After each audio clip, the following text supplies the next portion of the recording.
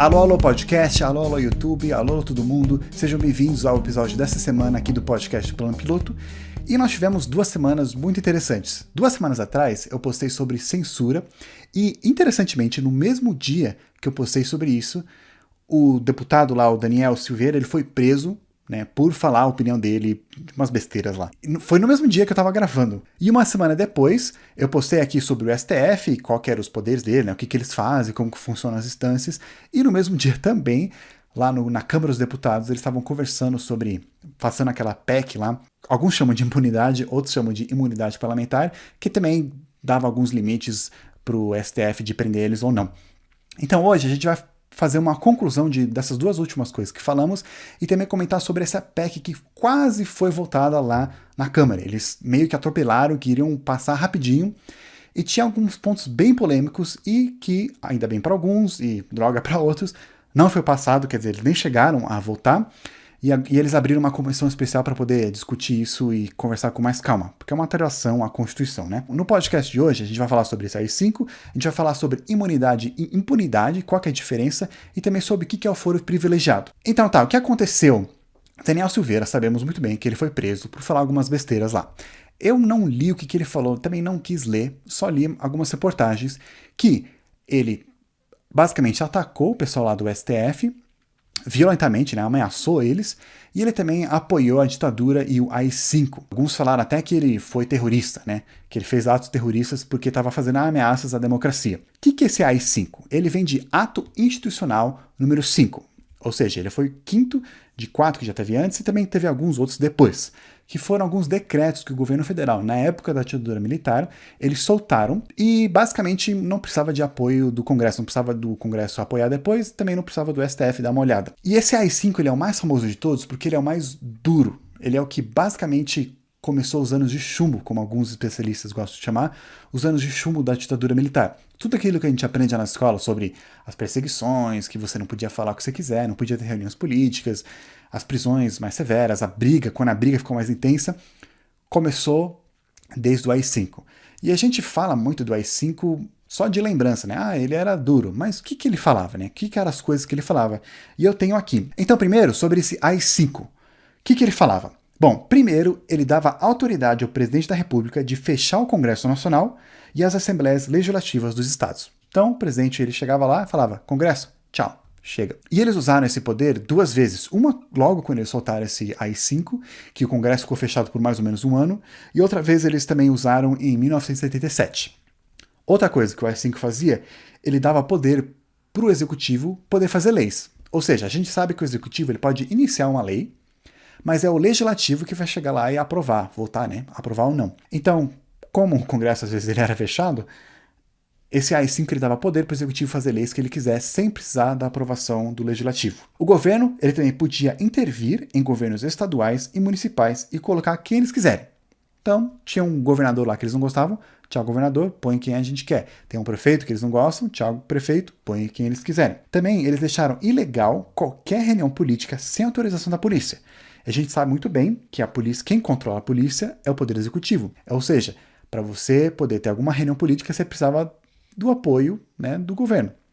E não podia falar coisas do governo, então você não podia nem fazer reuniões políticas. Ele também suspendeu o habeas corpus por crimes de motivação política. Ou seja, se você era preso por algum motivo político, você não podia pedir habeas corpus. Esse habeas corpus, ele é basicamente quando você é preso e você acha que é injustamente, seu advogado ele pode pedir habeas corpus, que é você poder responder livre, você poder ficar livre e ir para onde você quiser, né, enquanto está tendo o processo. Então isso foi negado por motivações políticas. Ele também deu o poder para o presidente da República tirar qualquer político ou juiz do cargo. Isso é importante.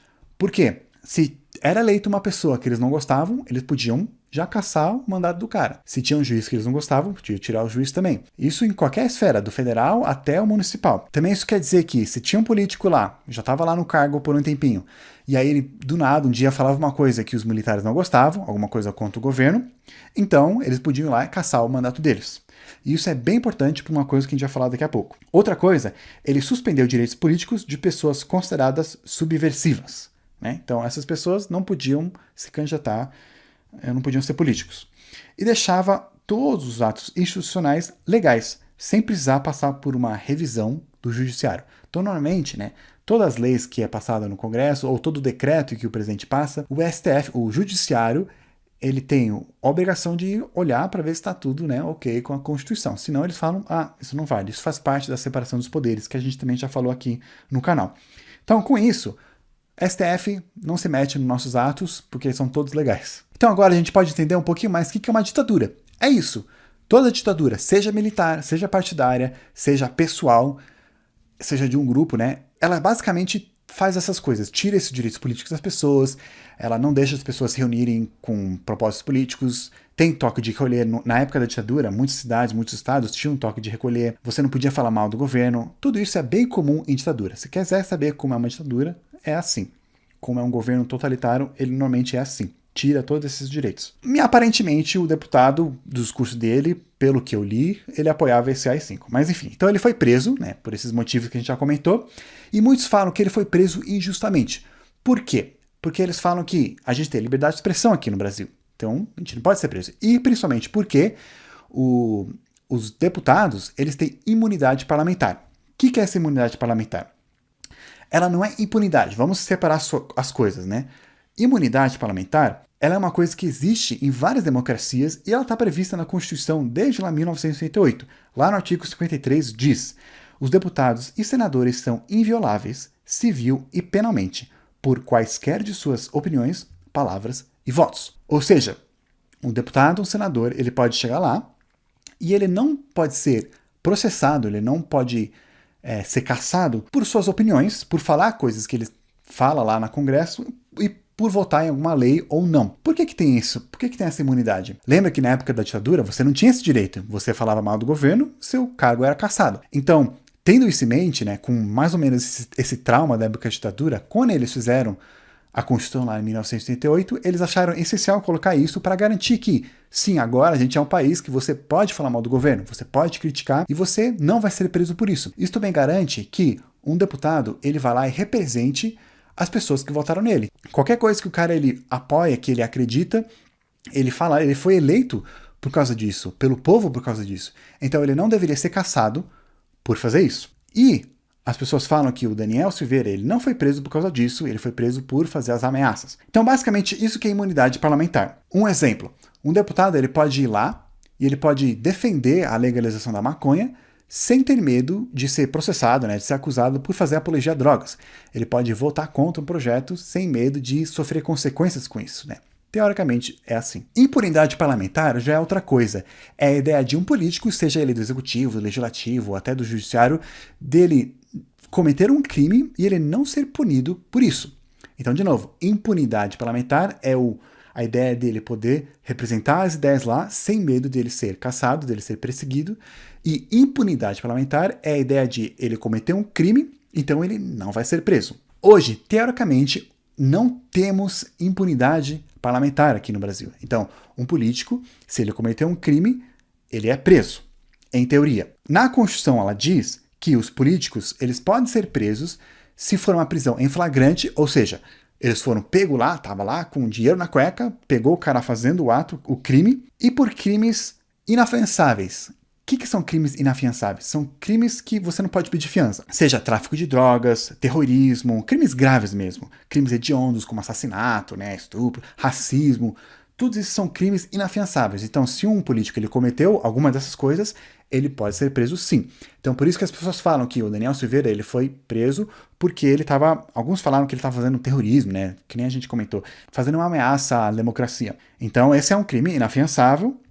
Então, ele pode ser preso. Então, se o político pode ser preso por esses crimes, por que tem essa sensação que eles são blindados aqui, né? Por que a gente fala, nossa, o político ele nunca vai ser preso. É só ele ser eleito que ele vai ficar lá para sempre. Um dos motivos, provavelmente, é porque eles têm bastante dinheiro. Então, eles podem ficar pagando pro advogado para fazer recurso e continuar o seu processo, né? A gente sabe hoje, como a gente já falou também nos outros podcasts, em outro vídeo, você não é preso até que todos os processos acabem. Então, contanto que você tenha dinheiro de continuar o processo, você continua lá. O político normalmente tem dinheiro, então ele pode continuar com todos os recursos possíveis. Outro motivo é por causa dessa definição de crime inafiançável. Repara que eu falei que esses crimes são aqueles crimes graves, como bem graves mesmo, tipo roubar, matar, essas coisas.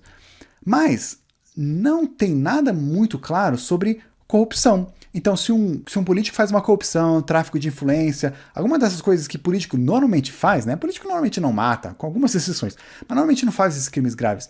Mas os crimes que eles fazem muito mais comum, ele não é um crime inafiançável. Então, muitos criticam isso, né? Ah, ele pode fazer essas coisas e ele não é preso, tem que passar todo um processo que é super enorme, e ele continua lá. Enquanto ele é acusado de fazer essas coisas ruins, ele continua lá no Congresso, trabalhando. Isso por enquanto. No Senado, agora está passando uma nova PEC, né, uma proposta, emenda à Constituição, que ela altera lá para poder fazer com que esses crimes de corrupção se tornem crimes inafiançáveis. Então, talvez, em algum futuro, esses crimes vão ser considerados, então eles vão poder ser presos se eles forem pegos fazendo isso. Outro motivo dessa sensação dos políticos eles serem blindados é por causa do foro privilegiado.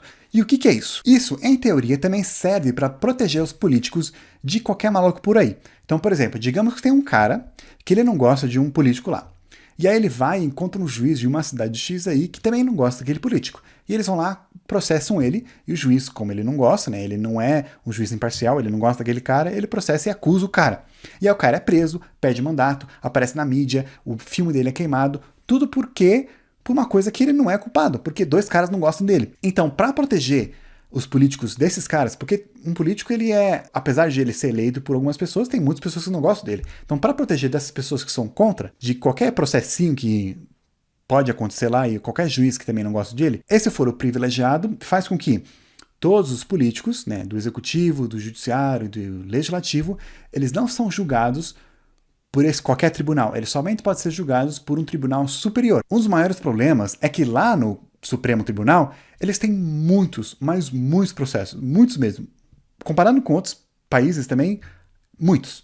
Então, eles estão super atrasados e demora muito para eles chegarem no processo de um político. Então, o político demora muito para começar o processo dele ou para continuar o processo dele, então dá aquela sensação de o cara tá lá, ele cometeu aquele crime há 5 anos atrás, ele tá solto ainda e ainda exercendo o cargo dele. Então, por isso que a gente tem essa sensação de impunidade. Outra crítica desse foro privilegiado é que aqui no Brasil tem muita, mas muita gente nesse foro. Mais de 30 mil, dependendo da fonte que você olhar, pessoas, políticos, seja no executivo, no judiciário, seja até pessoas que estão trabalhando, não são pessoas eleitas, mas trabalhando para um político, que elas têm esse foro privilegiado, lá nos ministérios e tal. E isso, comparado com países de primeiro mundo, outros países mais desenvolvidos, que não tem, às vezes é só uma pessoa que tem, ou às vezes é nenhum. Então as pessoas criticam, por que aqui no Brasil esses políticos têm que ser super protegidos por STF, e por causa dos super processos, isso lota mais eles não conseguem fazer nada, então ninguém é preso, nunca. Então tá, agora a gente já sabe separar o que é imunidade parlamentar, o que é impunidade parlamentar,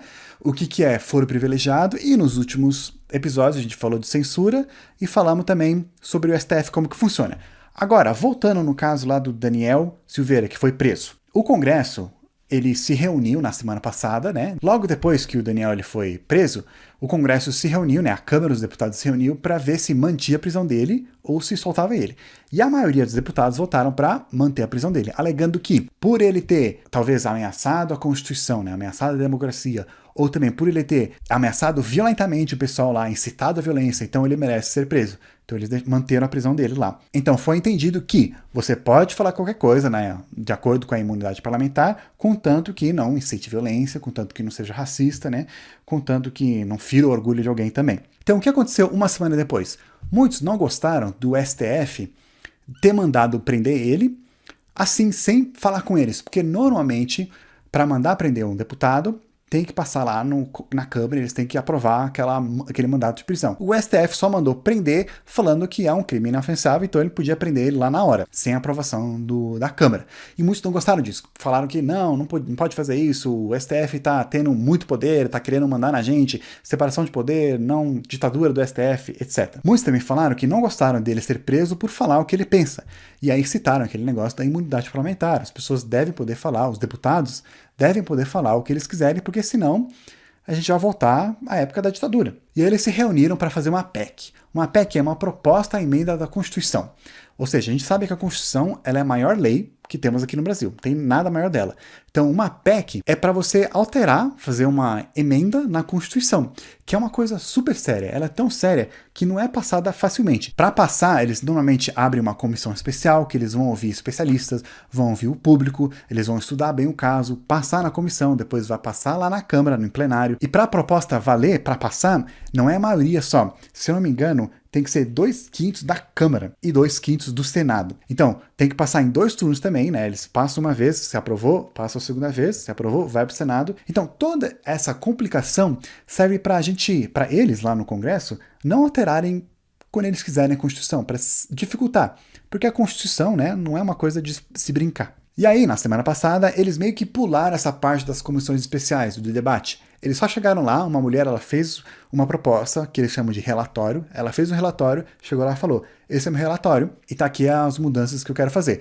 E aí eles só queriam lá aprovar ou não, direto. Começou a ter muita discussão e começou a ter muita briga lá no Congresso, na Câmara dos Deputados. E o que essa PEC fala? Olha, ela tem muitos termos complicados, né, técnicos, que às vezes vai demorar um pouquinho para a gente conversar aqui em mais detalhes. Então, por causa disso, no post deste podcast lá no YouTube, eu vou colocar nas descrições um link que vocês vão poder ir lá e ver mais detalhes, o que ela fala exatamente. Então eu recomendo vocês olharem direito antes de vocês chegarem a falar contra ou a favor, conversando junto com alguém. Bem, mega resumindo, fala assim, um parlamentar ele só pode ser preso com a aprovação do Congresso. Ou seja, pegou o cara fazendo uma coisa errada, ele não vai pra cadeia, ele vai lá pro Congresso, pra Câmara dos Deputados, e eles vão lá discutir se prende ele ou não. Eles também alteraram falando que pode ser preso por crimes inafiançáveis previstos na Constituição. Essa PEC também fala sobre a perda do poder na primeira instância. Se um parlamentar está sendo julgado na primeira instância por uma coisa que ele fez antes do mandato, muitas vezes o juiz ele podia chegar lá e falar, vai lá na casa dele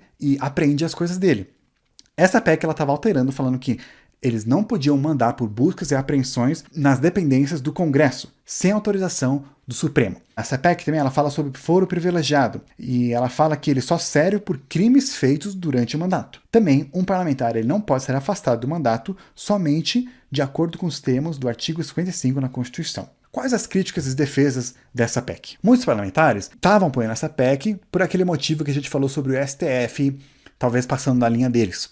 Falando que o STF está querendo se sentir muito poderoso, então essa PEC está lá para frear um pouquinho eles. Ou estavam apoiando também por aquele motivo que falamos da imunidade do parlamentar, falando que não, você não pode ser, a gente tem que cuidar disso, temos que definir melhor o que é imunidade, o que o cara pode falar ou não. Também, uma defesa da PEC fala que eles não estão mudando a Constituição, só estão deixando claro algumas coisas que talvez, de acordo com eles, não estavam muito claras. As críticas falam algumas coisas também. Um grupo ele estava falando que é mentira esse negócio de casos Daniel Silveira iam acontecer. Eles estavam falando, não ia acontecer, que essa PEC ela ia barrar por casos semelhantes ao Daniel Silveira. Falando que um deputado, ele pode falar coisas racistas, homofóbicas, sem ser processado por isso. Porque o texto, estavam criticando que foi muito mal escrito, porque foi escrito com pressa. Então, mesmo que o racismo ele é considerado, né, na Constituição como um crime inafiançável, a PEC ela fala sobre a fala do parlamentar. Então, tem essa possibilidade de, se ele cometer um crime inafiançável, ele vai ser preso, mas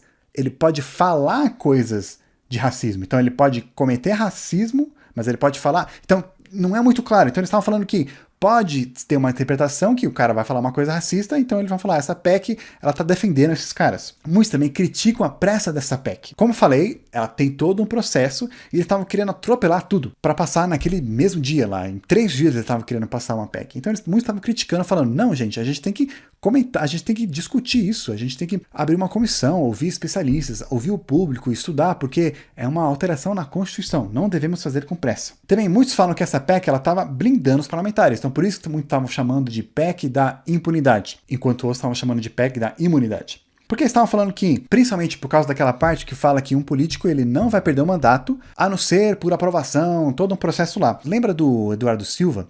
Aquele que ele foi presidente da Câmara, ele estava falando que casos como ele, que ele perdeu o mandato e está preso até hoje, não ia acontecer mais.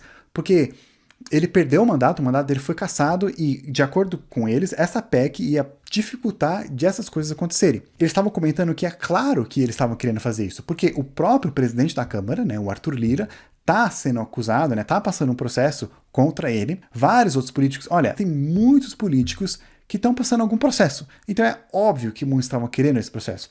E também muitos estavam criticando, né? Falando que é claro que o pessoal que apoia Bolsonaro estava querendo esse processo porque o próprio filho do Bolsonaro, né, o Eduardo Bolsonaro, também está passando por alguns processos contra ele. E aí, no final das contas, o que aconteceu? Essa PEC, como eu comentei, ela não foi passada, eles não chegaram nem a votar. Teve muitos deputados que estavam trabalhando em obstruir, fazendo coisas lá durante a sessão para obstruir, atrasar, né? Eles ficaram horas fazendo isso.